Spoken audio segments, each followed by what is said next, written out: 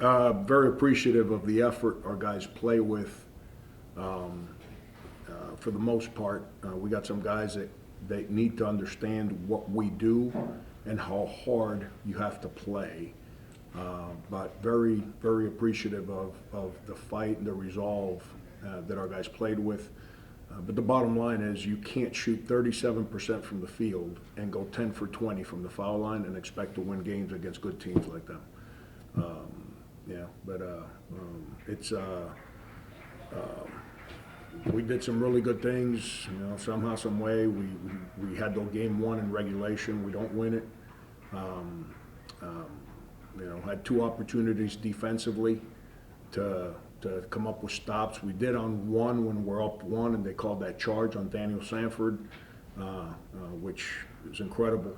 That, you know, I don't know why they make us watch film, because everything that the film shows and then the way those plays are officiated are different.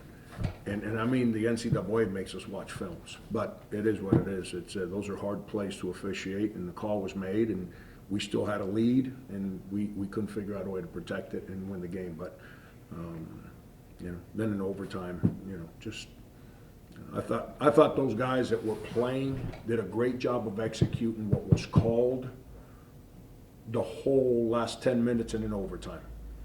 That last play, I wanted Jalen to pass it to the 5-man so we can attack the coverage that they were in, but he made a decision that he can go get it, and it didn't work out. But it's without him, we had no chance today.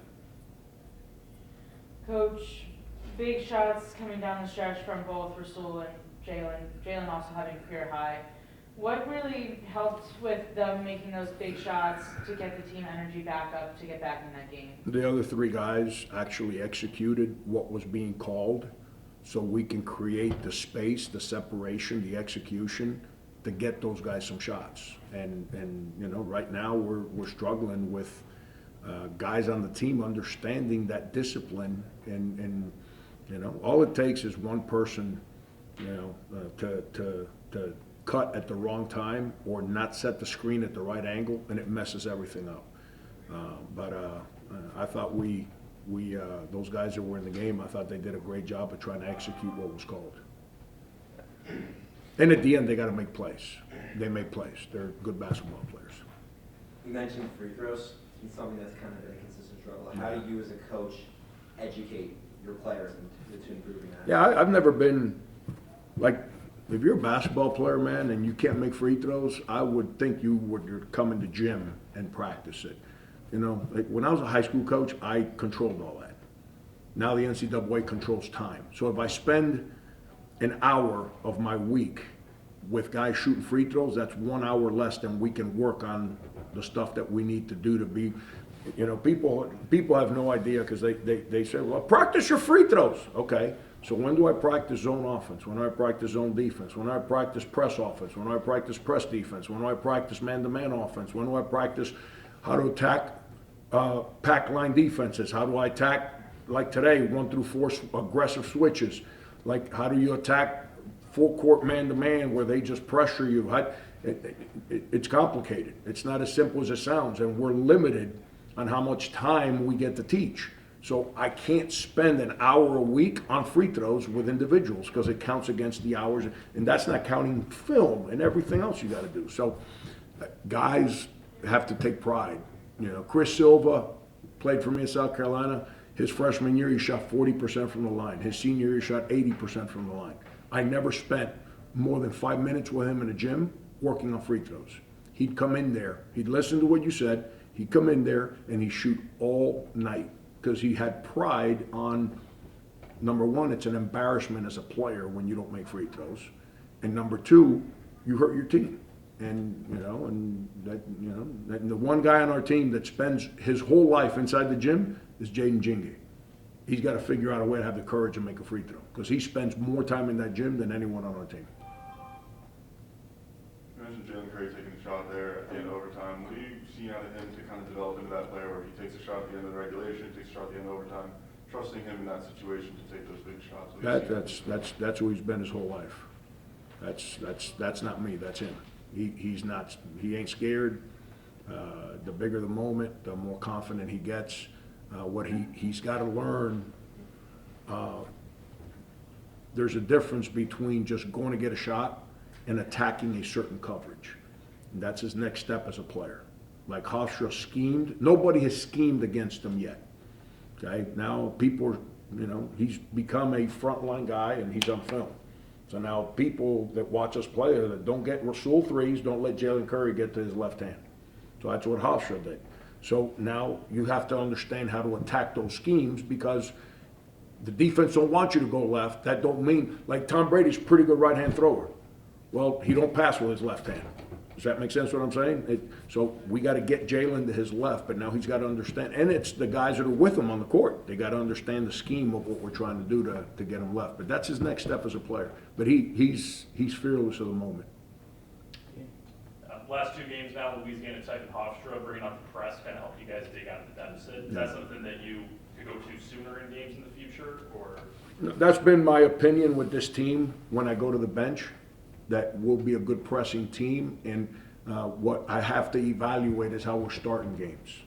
That's 3 games in a row where we're down 20 before you can take a deep breath. And I'm not into let's clap because we played hard to get back in the game. We got to figure out the first 6-7 minutes of a game. That's 3 in a row that starting lineup just doesn't do their job. You meant, And by the way, if you keep speeding on Mass Ave, going over them bumps, you're going to run over one of those pedestrians. you mentioned Nate Garengot was part of those 10 players that was 5 players that stayed in the game majority. You mentioned in Long Island that you want to get him more ways to get in the game. What did you see out of him tonight? Yeah, he's earned, he's earned, you got to practice every day and be prepared for when your number's called. And when your number's called, then you either do things right or you don't. And doing things right is not scoring, it's getting to the right place, understanding the structure. So when you do it right, then coach says, well, the guy that's been messing it up, now he's in trouble because now coach starts playing him a little bit. And that's part of the journey. That's why starters and bench so important. Because the bench can't accept being a bench player. They got to push the starters all the time. The starters can't accept I'm a starter so I can do whatever. And if I keep doing that, then I'm not doing my job. But Nate's been pushing. I didn't think he played very well today. I thought defensively he had some bad breakdowns late in the game. I thought that foul to start overtime, that's like, what are you doing? And then those 3 layups, give him credit, he drove the ball, but this isn't high school ball. You can't drive in there and just jump sideways out of control and expect referees to make calls. We work on those things, and he's gotten better at them. He's got to keep working at it. Nate's got a great character, great enthusiasm. He's competitive as competitive can be. Nate's going to be really good for us. He's earning the opportunity now. He played a good team, and they kind of picked on him a little bit, late in the game, and that's part of it, man. That's part. There's a reason I say this all the time. Fans love freshmen, coaches love seniors. Freshmen have a learning curve. They got to figure some stuff out. Last one, another row here.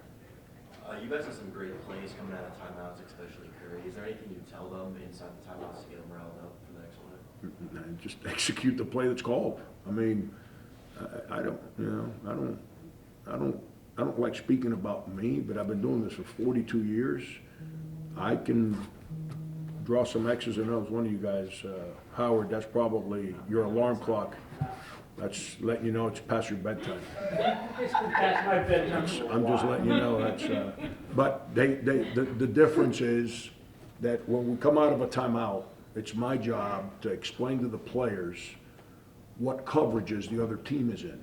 So then within our structure, you have to change the angles of screens and where the cuts are at and where the passes go so they can understand. It requires not just the guy making the shot to make the right play and the right read, it's the other 4 guys. Those other guys came out of timeouts and really, really were in tune with what we were trying to do. But at the end of the day, Rasul's got to jump up and make the threes, not miss. Jay Curry has to be able to see the pass and make it. He did.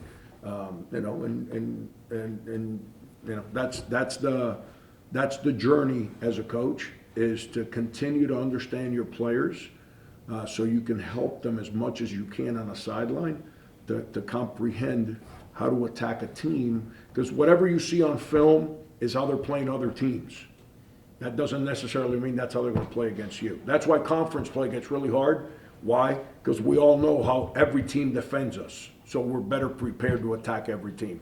Non-con play, you see them do things a certain way for a game, and now this game, they did some things completely different.